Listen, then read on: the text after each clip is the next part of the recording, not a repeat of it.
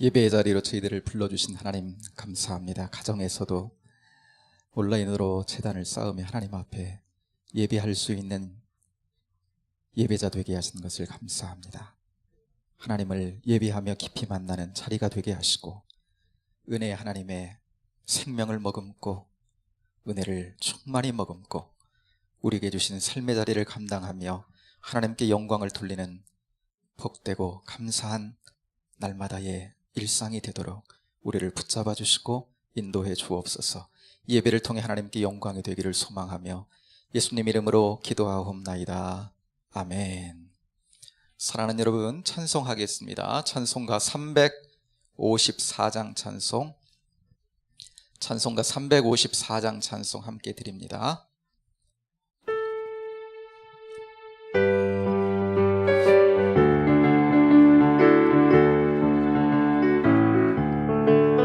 주를 안모하는 자 올라가 독수리같이 모든 싸움 이기고 근심 걱정 못쓰는 올라가 독수리같이 주 안모하는 자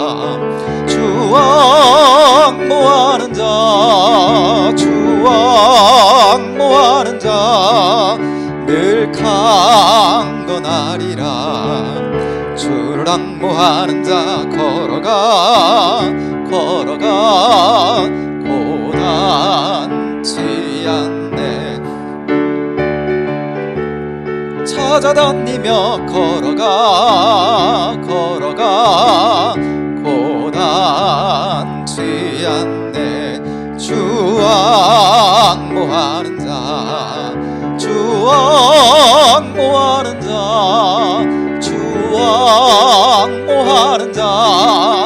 늘 강건하리라. 주를 안모하는 자 달려가 피곤치 않네. 천선문을 향하여 면류관을 얻도록 달려가 피곤치 않네. 주 안모하는 자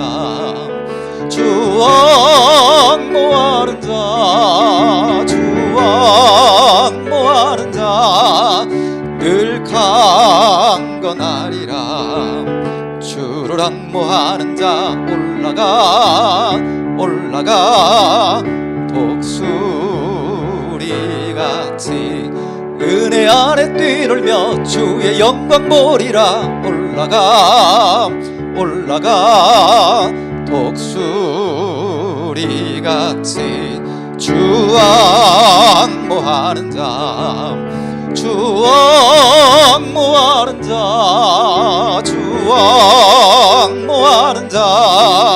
늘 4절 한 번만 더 드립니다. 주를 안모하는 자 올라가 독수리같이 은혜 안에 뛰놀며 주의 영광 보리라. 올라가 독수리같이 주 안모하는 자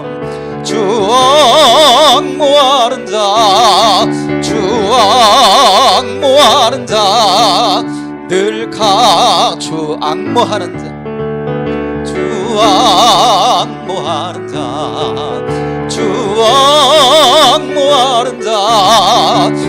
안모하는 자 늘 강건하리라. 아멘. 이 시간 주를 앙모하는 우리가 이곳에 모여 하나님을 예배합니다. 우리의 마음을 주님께 드리며 이 시간 은혜 안에 머물기를 소망하고 은혜 받은 심령으로 이 땅 주신 은혜로 이겨가며 승리하며 나가기를 소망하며 이 시간 함께 같이 한 목소리로 같이 기도하기를 원하는데요.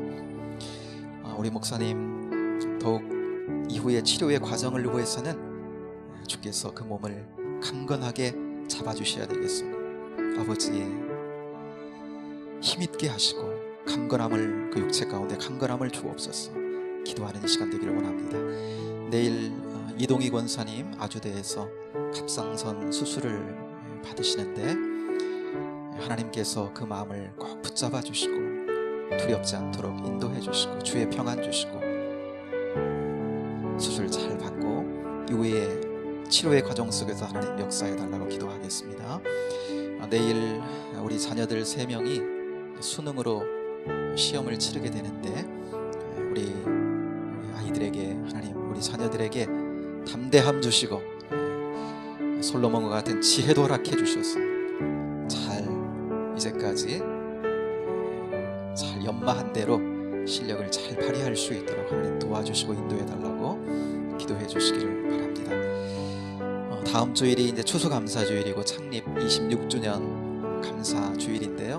넘치는 감사로 하나님 앞에 드려질 수 있도록 우리의 마음이 정말 감사의 마음으로 풍성히 준비되게 하시고 명목을 넘는 정말 실질적인 우리의 마음과 우리의 믿음으로 하나님 앞에 나가는 복된 감사의 주일이 될 수 있도록 하나님 축복해달라고, 또 가정마다 이 시간 하나님 앞에 구하는 모든 기도의 제목들 이 시간 내어놓고 함께 간구하기를 원합니다. 군에 가 있는 우리 청년들, 또 해외 나가 있는 자매, 또 선교사님들, 특별히 우리 교회에서 파송해서 함께 기도하고 있는 선교사님들 하나님 은혜로 오늘 이 저녁도 지켜주시고 붙잡아달라고 이 시간 주님 앞에 함께 기도하며 나가기를 원합니다. 우리 주여 한번 부르고 같이 한번 기도하겠습니다. 주여! 하나님 아버지 은혜와 사랑을 감사합니다. 이 밤에 하나님 저희들을 예배하는 자리로 불러주시고 이 시간 무엇보다도 아버지 하나님 마음의 겸손을 가지고 낮은 마음으로 은혜 주실 하나님을 향하여 하나님 우리의 마음을 드리며 나아갈 수 있도록 인도해 주시니 감사합니다. 아버지 하나님 사랑하시는 목사님, 아버지 하나님 이후의 치유의 과정을 위해서 강한 하나님 아버지 육체가 필요하오니 주여 하나님 덧입혀 주실 줄로 믿습니다.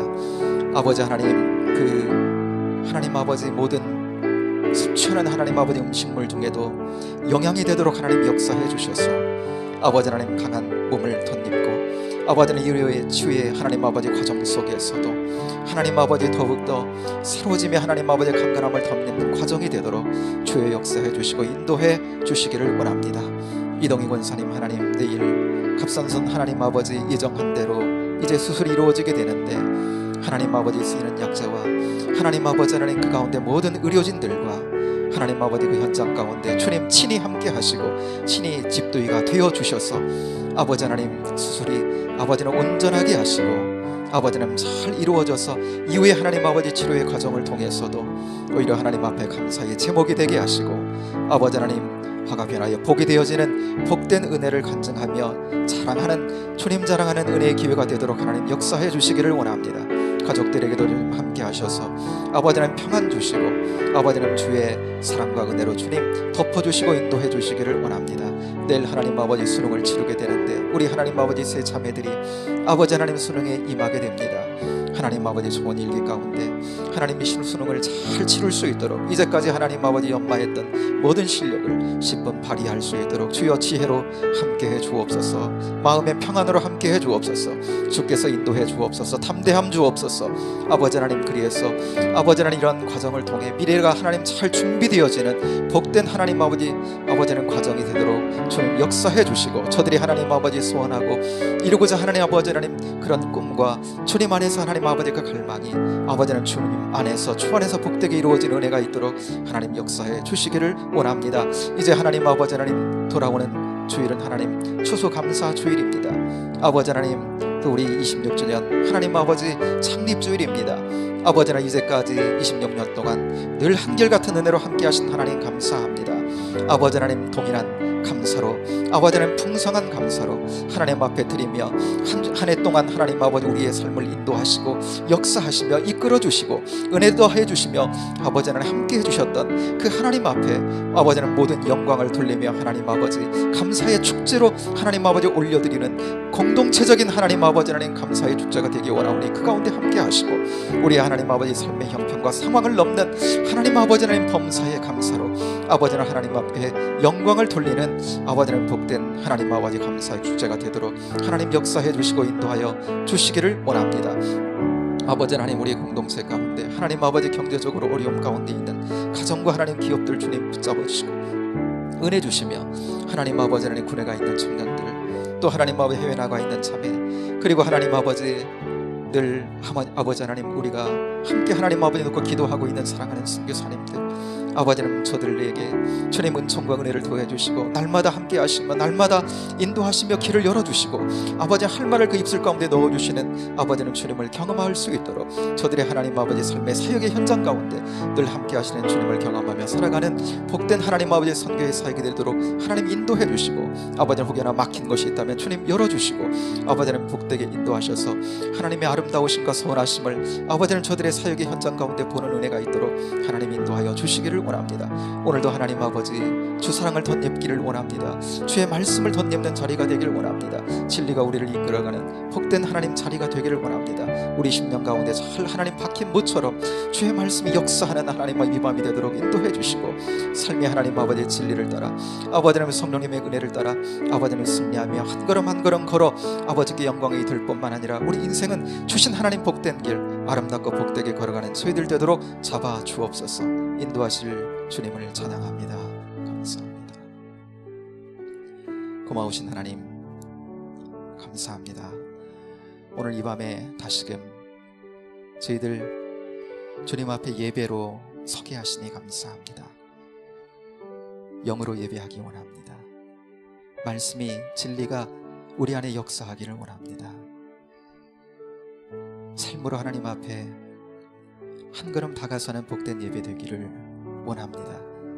이 시간 깨닫는 자리가 되도록 성령님 역사해 주시고, 우리의 마음은 주시는 사랑과 은혜 가운데 더 크게 열려져서 인생길 가운데 하나님 주시는 삶의 자리 잘 감당하며 승리하며 걷도록 이 시간 잡아주시고 함께해 주옵소서. 오직 주님만을 바라봅니다.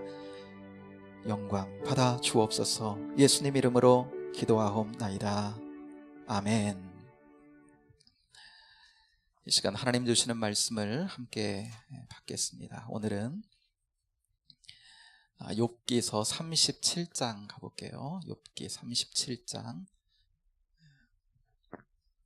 21절부터 24절까지 보겠습니다.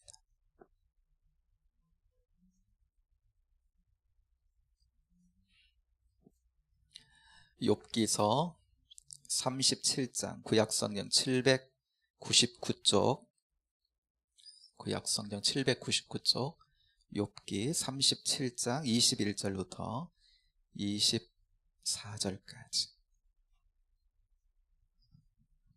찾으셨으면 우리 함께 같이 한번 봉독합니다. 21절부터 함께해요. 그런즉 바람이 불어 하늘이 말끔하게 되었을 때 그 밝은 빛을 아무도 볼 수 없느니라. 황금 같은 빛이 나오고 하나님께는 두려운 위엄이 있느니라. 전능자를 우리가 찾을 수 없나니 그는 권능이 지극히 크사 정의나 무한한 공의를 굽히지 아니하심이니라. 그러므로 사람들은 그를 경외하고 그는 스스로 지혜롭다 하는 모든 자를 무시하시느니라. 아멘. 욥기 17번째 시간을 같이 갖습니다. 욥이 당한 재난을 통해서 우리 인생에 겪는 고난의 문제를 바라보고 하나님 주시는 지혜를 얻는 시간입니다. 오늘 이제 37장 우리가 마지막 부분을 보는데요. 38장부터는 하나님이 욥에게 직접 말씀하시는 이제 장면이 시작이 됩니다. 그러니까 엘리후는 이제 오늘 우리가 함께 읽은 본문과 더불어서 엘리후가 하는 말은 끝나게 되는데, 엘리후가 그 욥에게 말을 시작하면서 그런 말을 했거든요. 나는 내 생각과 내 지혜로 말하는 게 아니고 영감을 하나님께로 받아서 말한다 그랬어요. 그래서 우리가 엘리후가 하는 말을 이렇게 들을 때 그냥 사람의 말이 아니라 영감이 깃든, 하나님의 영감이 깃든 말씀으로 우리가 좀 더 주의 깊게 같이 한번 나누자 그랬는데요. 여러분, 엘리후는 이제 욥이 하나님 앞에 하나님의 음성을 이제 듣는데 그 중간에 역할을 하는 거예요. 그러니까 예수님이 이렇게 오시기 전에 세례 요한이 먼저 오잖아요. 6개월 빨리 와서 주의 길을 예비하지요. 사람들에게 그들의 마음을 요단강에서 뭐예요? 회개의 세례를 베풀잖아요. 그래서 마음을 돌이켜서 정말 왕 대신 주님이 오시는 그 길을 예비하고 그들의 마음을 주님께로 돌이키는 그런 일을 하듯이 이 엘리후가 욥에게 그런 이제 역할을 하는 겁니다. 새 친구와 욥이 하는 이야기를 엘리후가 그 옆에서 쭉 들었어요. 이제 엘리후가 욥의 영적인 상태를 간파를 했습니다. 그래서 이제 32절부터 37장, 아니 32장부터 37장까지는 이제 그래서 이제 간파한 대로 욥에게 이제 이 얘기를 쭉 하는 거거든요. 그런데 비유해 보자면 욥은 이런 상태에 있다, 이렇게 엘리후는 이제 판단을 하고 있는 것 같아요. 뭐냐면 저희 초등학교 때 그때는 한 반에, 여기 이제 권사님들 계시지만 한 반에 숫자가 많았어요. 그렇죠? 지금 뭐 20명, 30명 그런데 그때는 저희 초등학교 때만 해도 뭐 60명, 뭐 70명 막 이랬던 것 같아요. 당시는 뭐 문화도 그랬습니다만은 그래서 그런지 관리가 잘 안 되니까 어때요? 선생님들이 많이 혼내기도 하고 많이 벌도 주고 뭐 체벌도 하시고 막 그랬어요. 그때는. 상상을 한번 해보는 거예요. 우리가 한 아이가 이제 복도에서 엎드려 뻗쳐를 하고 있는 겁니다. 그런데 그 아이가 코에서 황소가 열받았을 때 그 나오는 그 콧바람처럼 그 콧바람이 나오는 거예요. 슝슝 나오는 겁니다. 그 반의 선생님 말고 다른 반의 선생님이 그 복도를 지나가다가 그 모습을 보는 거예요. 그 아이가 엎드려 뻗쳐를 하고 있는데, 벌 받고 있는데 막 씩씩거리고 있는 겁니다. 그래서 야, 요놈이 반성은 안 하고, 그래서 그 아이에게 이제 묻습니다. 야, 너 왜 이러고 있냐?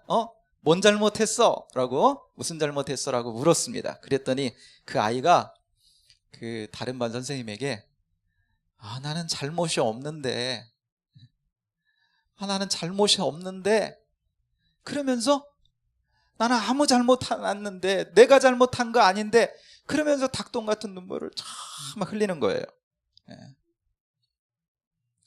이 말을 들은 다른 반 선생님이 마음에 이런 생각이 혹 들 수 있지 않을까요? 야, 이놈은 진짜 억울한가 보다. 왜냐면 저희 어릴 적에 생각해보면 그때는 억울하게도 많이 혼났어요. 그죠? 안 그랬는데 하여튼 뭐 숫자가 많다 보니까 이런저런 모양으로 뭐 한 놈도 혼나고 안 한 놈도 혼나고 막 그때는 막 그랬잖아요. 그러면서 그 지나가는 선생님이 야, 얘는 진짜 억울한가 보다. 그 담임 선생님이 뭔가 잘못 알고 그랬나 보다. 지금 이런 상황, 여러분 이런 상황, 이 상황이 지금 엘리후가 듣자 하니까 엘리후가 하는 말을 그 엘리후가 욥이 하는 말을, 이제까지 욥이 하는 말을 쭉 듣자 하니까 욥이요, 자기는 잘못한 것이 없는데 무죄의 주장을 쭉 하는데 가만히 들어보니까 욥이 하나님이 불의하시다고 말은 안 해. 자기가 하나님 너무 불의하신 분이다 이렇게 말은 안 하는데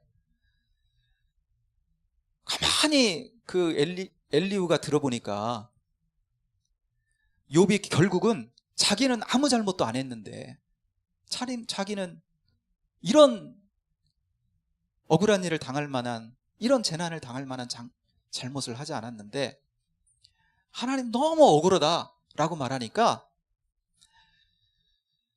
욥이 하나님이 그 마음 가운데 불의하시다 하는 것처럼 들리는 거예요. 자기는 아무런 잘못이 없는데 하나님이 이렇게 하셨으니까. 예. 이제 이에 대해서 엘리후가 이제 얘기를 하는 거잖아요. 엘리후가. 예. 그러니까 이런 욥과 지금 하나님 사이는 거리가 어때요? 거리감이 조금 있는 거지요. 그죠? 있는 거잖아요. 예. 그러니까 거리가 좀 멀어져 있는 거예요.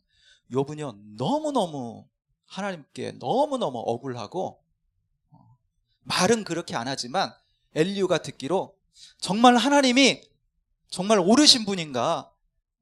어떻게 되게 이렇게 할 수 있느냐? 막 이런 지금 상태에 있기 때문에 좀 멀어져 있는 상태예요. 이때 이제 하나님이 나타나셔야 되는데, 그걸 풀어줘야 되는데, 그 전에 이 욥의 마음을 이렇게 하나님의 말씀을 잘 들을 수 있도록 그 중재의 역할을 이 엘리후가 이제 하게 된다라고 하는 거예요. 네. 여러분, 엘리후는요, 욥의 고통이 욥의 잘못 때문에 온 것은 아니라고 하는 거, 잘못 때문에 온 것은 아니라고 하는 그런 가능성이 있다라고 하는 걸 인정을 했어요. 일단. 예. 그러면서도 하나님이 욥에게 이런 고통, 이런 재난을 허락하셨다면은 하나님이 불의해서가 아니라, 하나님이 불의한 분이어서가 아니라 어떤 합당한 이유가 있지 않느냐라고 하는 거예요. 어떤 하나님의 계획이 있지 않느냐, 하나님의 섭리가 있지 않느냐라고 하면서 이제 하나님과 욥의 사이를, 멀어진 사이를, 욥의 마음을 이렇게 하나님께로 돌리려고 하는 겁니다. 그래서 여러분, 엘리후는요, 욥에게 이제까지 하나님을 향해 가지고 있는 그 원망, 하나님 날 왜 이렇게, 내가 하나님 어떻게 살았는데, 너무 억울한 그 마음, 그 자기 생각, 그 정서, 그걸 내려놓게 하는 거예요, 이 엘리후가. 그리고 그래서 하나님의 말씀에 욥이 귀 기울일 수 있도록, 하나님 이제 곧 말씀하실 건데 귀 기울일 수 있도록 그 마음을, 욥의 마음을 준비시키는 역할을 이 엘리후가 하고 있다라고 하는 거예요. 여러분, 우리 사람들끼리도 어느 때 대화를 나누는데 상대의 이야기가 들리려면 내 마음이 상대를 향해 어때요? 열려져 있어야 되잖아요. 열려져 있어야 돼. 들을 준비. 그렇지 않으면, 이게 준비가 안 돼 있으면요, 상대를 향해 적대감을 가지고 있다거나 너무 억울하고 너무 원망을 가지고 있으면 어때요? 그러면 물리적으로 그 사람이 하는 소리는 들려요, 내 귓가에. 그런데 이 마음까지는 와닿지를 않는다라고 하는 거예요. 실상은 잘 안 들려. 실상은 아무리 좋은 말을 해도 잘 안 들린단 말입니다. 그래서 못 받아들이는 거죠. 욥의 친구들은 어때요? 욥이 그렇게 많이 호소를 했잖아요. 그렇죠? 나는 죄지어서 그런 게 아니야. 그렇게 많이 호소를 했는데 그 친구들은 어때요? 전혀 욥의 하는 이야기, 그 호소가 전혀 들리지 않았죠. 왜요? 자기들이 가지고 있는 생각으로 가득하니까. 그 율법주의적인, 이건 죄지어서 그런 거야.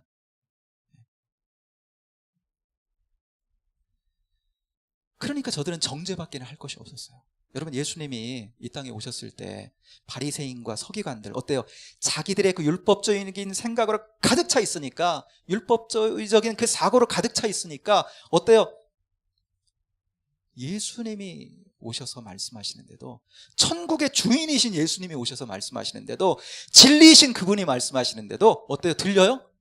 안 들리는 거예요. 안 들려요. 친구들의 정죄 속에서 욥은요, 여러분, 어떤 생각으로 가득하게 됐냐면 억울한 마음으로 자기가 가득한, 자기 안에 내가 어떻게 살았는데, 친구들이 자꾸 정죄하니까 어때요? 방어를 해야 되잖아. 거기에 나는 아니라고. 그러다 보니까 거기 생각에 사로잡히니까 내 성찰이 안 되는 거예요. 이런 고난의 때에, 이때야말로 내 자신을 하나님 앞에 돌아보고, 근데 이게 자기 성찰이 안 되는 거예요. 그러니 고난을 통해 주시는 하나님의 음성이, 고난 그 자체가 지난주 그랬죠. 하나님의 음성일 수 있는데 전혀 듣지를 못하는 겁니다. 하나님과 멀어져 있는 거예요. 그래서 여러분, 엘리후는 하나님을 향해 욥이 마음을 열도록 하는 거예요. 하나님 향해 마음을 열도록. 정죄가 아니라 하나님이 어떠한 분이신가 라고 하는 것을 자꾸 이야기하면서 하나님을 향해 마음을 열도록 하는 거예요. 여러분, 우리가 우리 주변에 누군가가 고난을 당하고 있을 때, 특별히 까닭없는 고난을 당하고 있다라고 생각할 때 그 주변에서 그 사람을 향해서 어떻게 대해주는가라고 하는 것이 너무너무 중요한 부분이에요. 왜냐하면 우리가 까닭없는 고난을 당한다라고 한다면 하나님의 계획이 있겠죠. 섭리가 있겠죠. 그런데 그때야말로 하나님을 향해서 마음이 열려 있어야 되잖아요. 하나님을 향해서 귀가 열려 있어야 되는데, 친구들처럼 이렇게 정죄하며 대하게 되면 어때요? 하나님을 향해 마음이 닫히는, 자기 마음이 자꾸 닫히는. 욥이 그랬던 거거든요. 근데 엘리후는 어떻게 해요? 하나님을 향해 마음을 열 수 있도록, 하나님을 향해, 그러니까 하나님이 어떤 분이신지. 친구들이 소개하는 하나님은 정말 어떤 판사 같은, 그냥 법전 가지고 하는 검사 같은, 이런 죄지었으니까 몇 년 여기 이 좁다란 이 율법주의적인 사고에 하나님을 그냥 거기다 갖다가 몰아넣는 거예요. 그런데 엘리후는 그게 아니라 크신 하나님을 얘기하는 겁니다. 크신 하나님. 그래서 욥으로 하여금 어때요? 지금 좁아진 마음이 크신 하나님을 향해 열리도록 하는 거예요. 열리도록. 하나님은 사람보다 크신 분이다. 하나님이 얼마나 그 사랑에 있어, 그 하시는 일에 있어서 깊으신 분인지, 크고 놀라우신 분인지, 크고 광대하신 분인지, 그 하나님 이야기를 하는 겁니다. 그러니까 하나님은 의로우신 분이지 결코 불의한 분이 아니잖아, 욥에게 이야기하는 거예요. 다만 그 하나님이 하시는 일을, 그분이 너무 크신 분이다 보니까 우리가 가진 좁다란 생각으로 그 하나님의 하시는 일을 다 이해하지 못할 뿐 아니겠느냐라고 하는 이야기를 하고 있는 겁니다. 그래서 엘리후는 크신 하나님을 소개하면서 거기에 비하면 우리 인간이 얼마나 보잘것없는 이해의 수준을 가지고 있는지 라고 하는 것을 쭉 이야기를 여태까지 해온 거예요. 여러분, 우리가 까닭없는 고난을 당하면 어때요? 하나님, 한번 다퉈보고 싶지 않아요? 하나님, 한번, 하나님 정말 정의로우신 맞습니까? 정의로우신 분 맞습니까? 우리가 이렇게 되는 거지. 하나님, 난 죄가 없는데.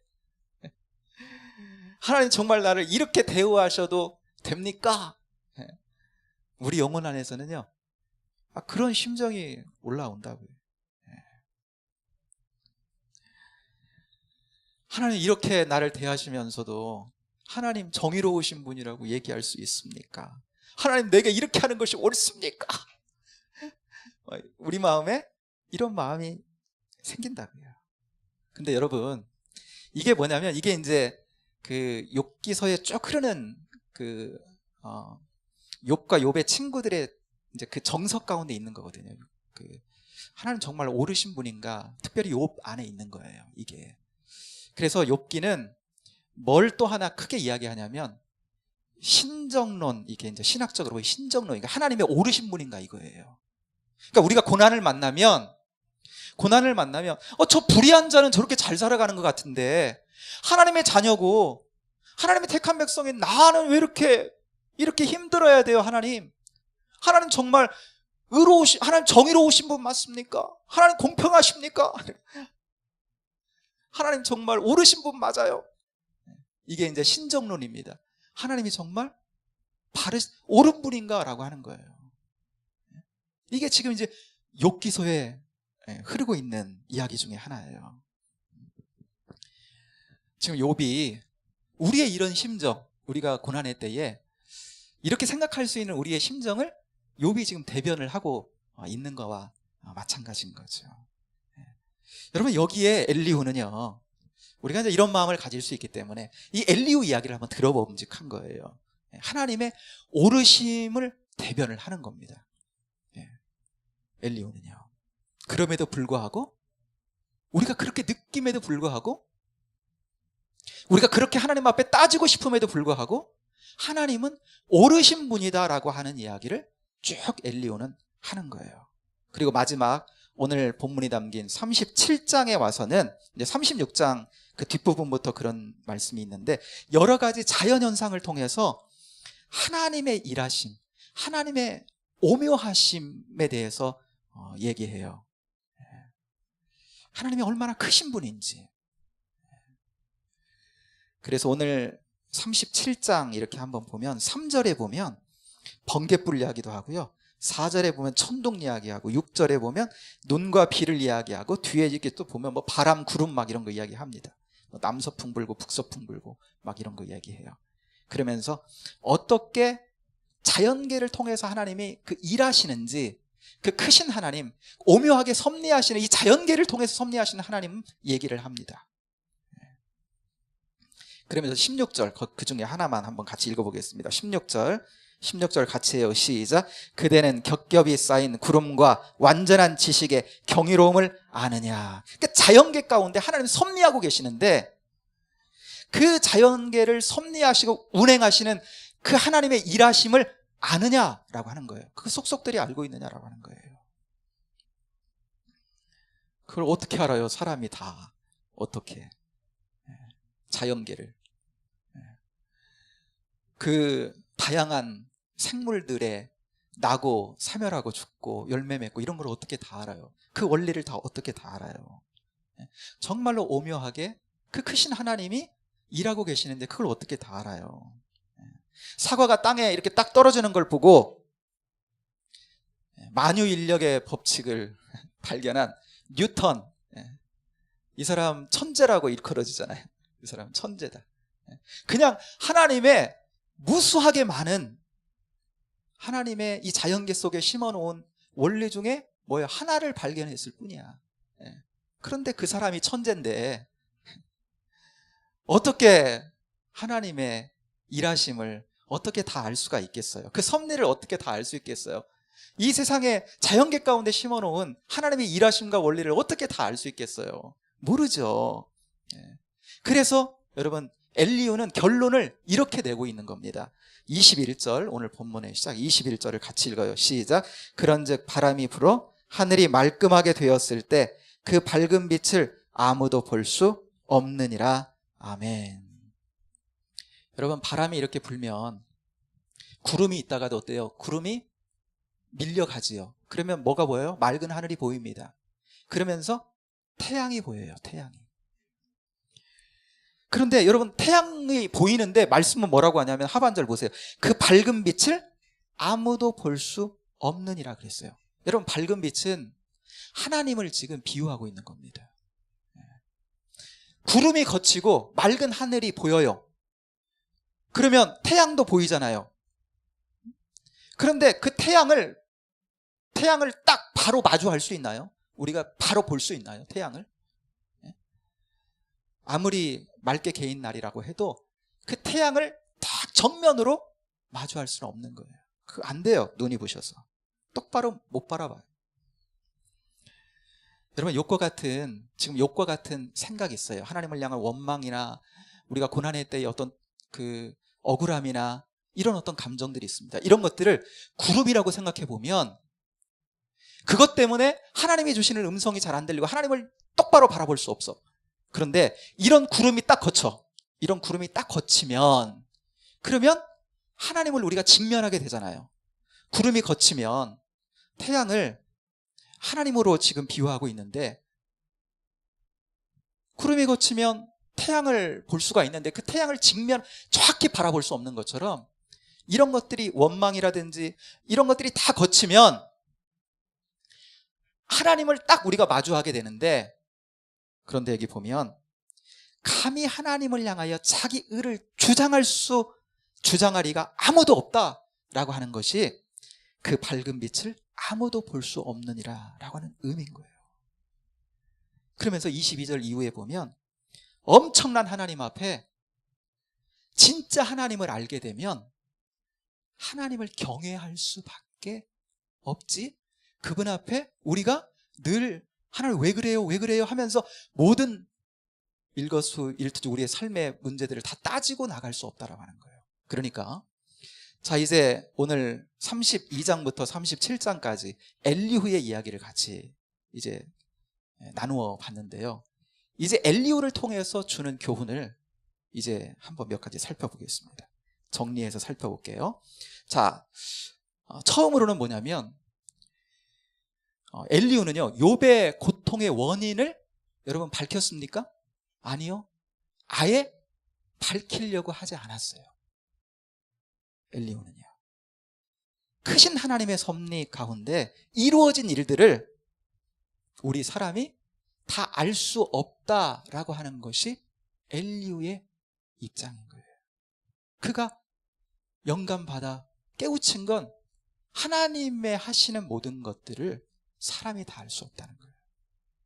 그래서 고통의 원인에 대해서도 뭐요? 나는 잘 알지 못한다라고 하는 거예요. 여러분, 우리나라에서 제자훈련으로 유명한 교회가 있어요. 서울의 사랑의 교회라고, 그 옛날에는 뭐 목사님들이 막 수백 수천 명씩 가가지고 거기 가서 제자훈련 배우기도 하고 그랬는데, 그 목사님이 쓰신 책 중에 고통에는 뜻이 있다, 그 옥하는 목사님 고통에는 뜻이 있다 이런 책이 있어요. 그런데 그 목사님이 그 책에서 무슨 이야기를 하고 있냐면 고통의 원인에 대해서 그 답을 알려고 하지 않는 게 좋다, 이런 언급을 하고 있어요. 그러니까 그냥 일반적으로 우리가 알 수 있는, 이건 내게 이렇게 내가 뭐 가다가 돌부리에 걸려 넘어졌으면 내가 뭔가 주의를 잘 살피지 않아서 넘어졌지, 이런 거 말고 정말 까닭 없는 내 삶 가운데 닥치게 된 그런 고난들, 여러분, 그런 고난이 올 때 왜 이 고난이 내게 왔을까?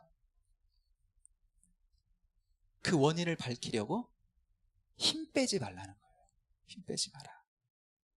나중에 알게 되는 때가 오는데 처음부터 알 수 없는 고난, 뭔가 원인을 알 수 없는 그 고난을 처음 딱 내가 당했을 때 그거 원인을 한번 알려고, 예를 쓰면요, 이 목사님 그러잖아요. 그 답을 알려고 하지 않는 게 좋다.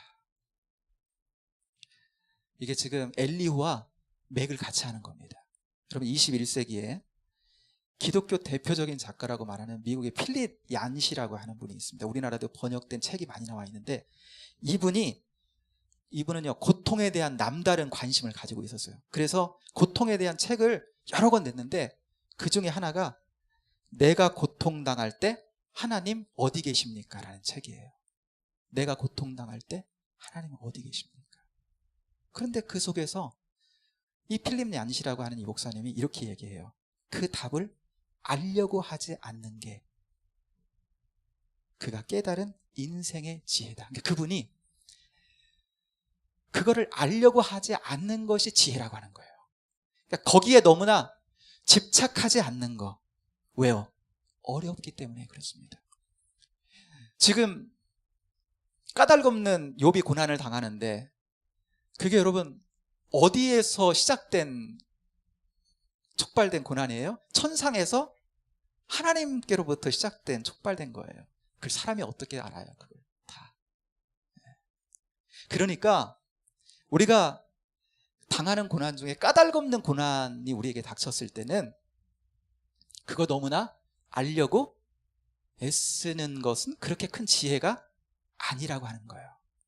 그걸 알려고 했다가 주변의 사람들과 관계 속에서 오히려 다툼이 일어나고 어려움을 겪게 될 수도 있는 거죠.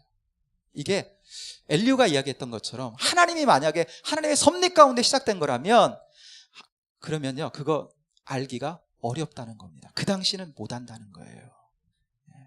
이게 사람의 한계라는 거예요. 크신 하나님의 계획 가운데 시작된 거라면, 섭리 가운데 시작된 거라면 사람이 알기가 쉽지 않다는 겁니다.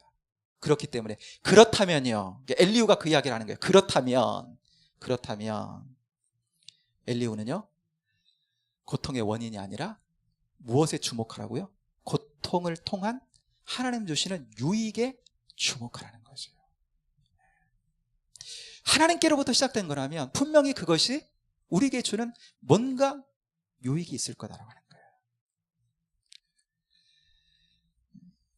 기독교 최고의 변증가라고 하는 C.S. 루이스라고 하는 분이 고통은 하나님 주시는 확성기라 그랬어요. 고통을 통해 하나님이 크게 말씀하신다는 거, 우리에게. 그리고 고통의 때에 하나님을 가장 가깝게 만날 수 있다라고 하는 거죠. 이게 어떻게 보면 고통을 통해서 우리에게 주는 가장 확실한 은혜 중에 하나가 아닐까라고 생각이 들어요.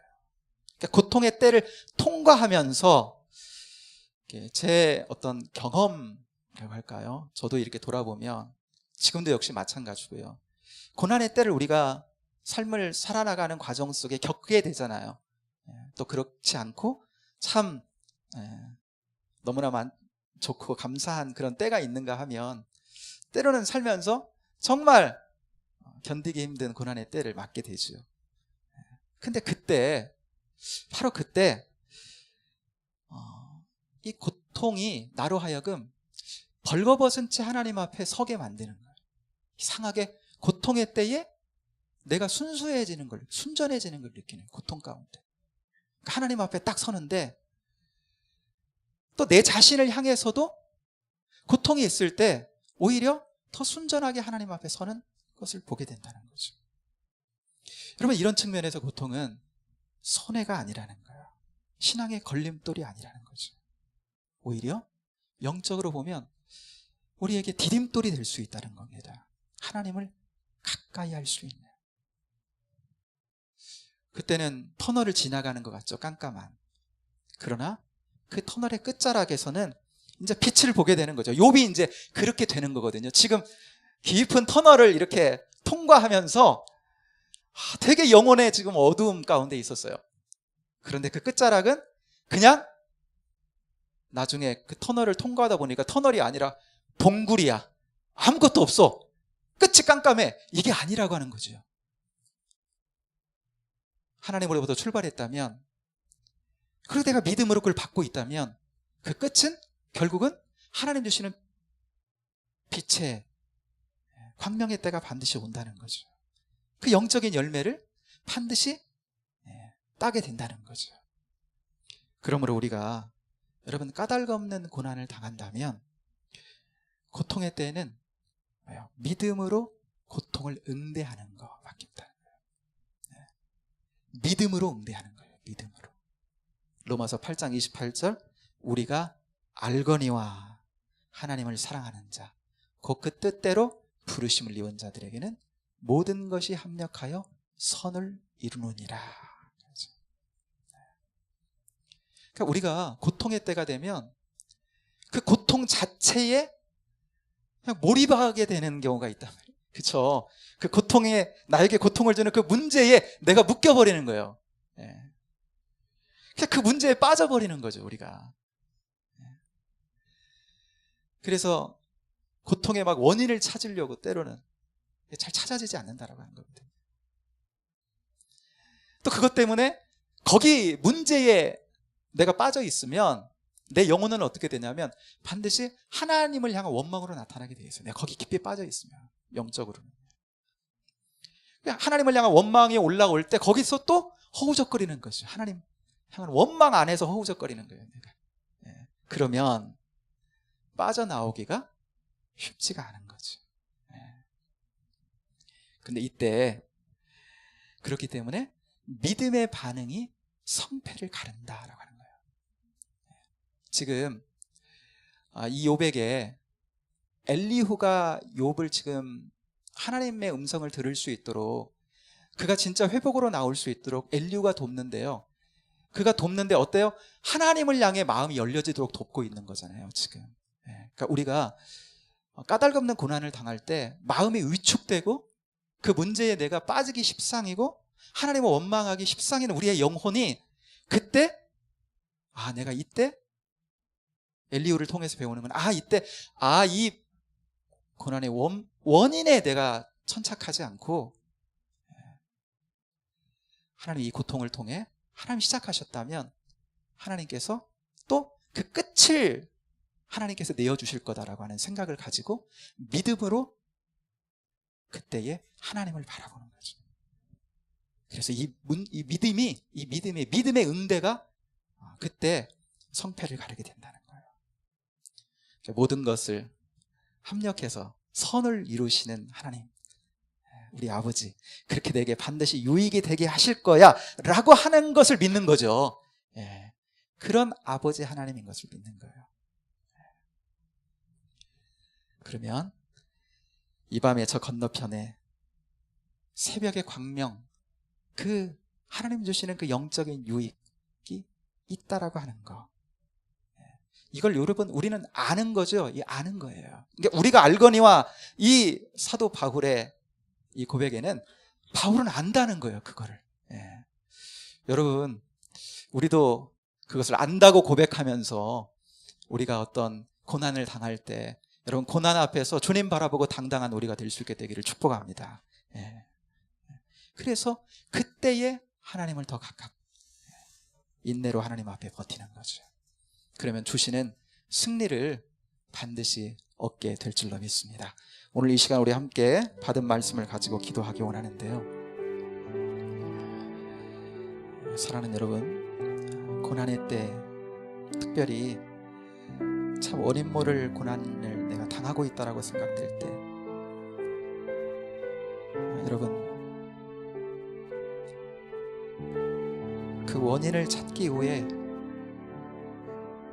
나의 에너지를 시간을 소비하는 것이 아니라 이 고난을 통해 하나님께서 주실 영적인 유익이 있다는 것을 믿고 반드시 선하게 나를 이끌어 주신다는 사실을 믿고 그때에 하나님을 더 가까이 하면서 주님을 더욱 바라보면서 주실 유익을 바라보며 더 가까이 한다면 오히려 하나님께서 그 과정을 통해서 우리의 영혼을 하나님께로 더 가까이 이끌어 주시며 복되게 이끌어 주실 줄 믿습니다. 그런 은혜 가운데로 하나님 어떠한 우리 삶의 어려움과 고난이다 할지라도 견디며 승리하며 하나님 나가는 복된 인생들로 승리하기 원합니다. 이 시간 이런 고백으로 함께 기도하기 원합니다. 기도하겠습니다.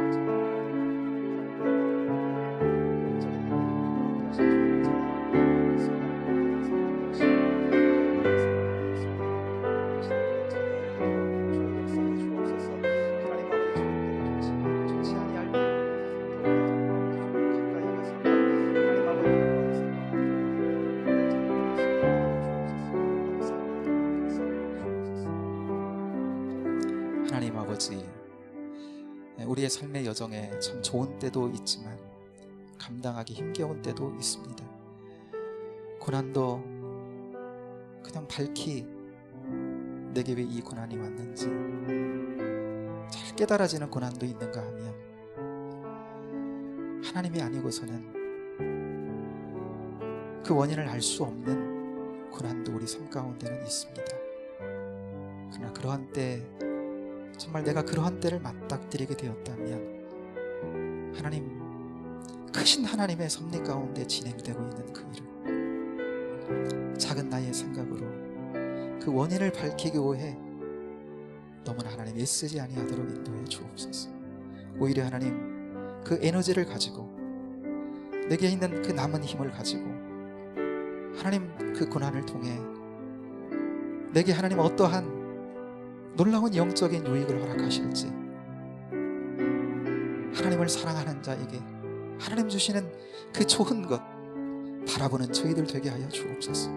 그때 더욱더 아버지 하나님 마음이 굳어지지 아니하도록 그 마음을 부드럽게 하시는 성령님을 의지하면서 아버지 하나님 그 마음으로 주님께 가까이 나아가 주시는 하나님 그때를 잘 견디고 이겨 주시는 놀라운 은혜를 맛보며 주님을 가깝게 하나님 여기는 눈이 열리며 아버지 하나님 승리하는 복된 종들 되게 하여 주시기를 원합니다. 그래서 아버지 하나님 우리의 삶은 정말 좋은 때라고 여겨지는 그때도 좋은 때지만 우리 삶의 하나님 고난이고 재난의 때라고 여겨지는 그때조차도 주님 안에서 좋은 때가 될 수 있다는 사실을 늘 기억하며 언제든지 주와 함께하는 자로 그 때를 누려가는 복된 저희들로 승리하게 하여 주옵소서. 인도하실 주님의 은혜를 찬양합니다. 예수님 이름으로 기도하옵나이다. 아멘. 광고 하나 드리고 마치겠습니다. 주일 돌아오는 주일이 이제 추수감사 주일인데요. 그 제단 장식을 하면 좋겠어요. 우리가 매해마다 그렇게 해왔는데 토요일 날 오후 2시 정도까지 이렇게 가지고 오시면 그때 이렇게 제단을 장식하면 좋을 것 같습니다. 여러분 마음에 품으시고 그렇게 가져오셔서 토요일 오후 2시까지 가져오시면 되겠고요. 또 시간이 잘 안 되시는 분들은 좀 늦게 가져오셔도 제단 장식되어 있는 게 이게 더해서 그렇게 해서 주일에 더 풍성하게 하나님 감사하며 섬겼으면 좋겠습니다. 예배 마쳤습니다.